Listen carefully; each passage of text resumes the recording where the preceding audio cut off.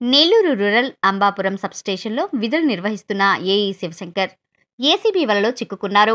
Metre connection కోసం బాధ్యతలు హరిప్రసాద్ నుండి 50,000 తీసుకుంటుండగా రెడ్ హ్యాండ్గా పట్టుకున్న ఏసీబీ అధికారులు.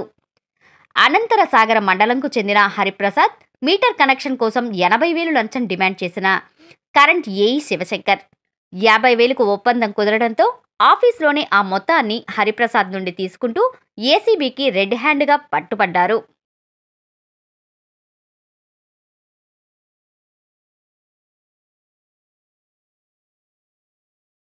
గుడ్ ఆఫ్టర్నూన్ అండి.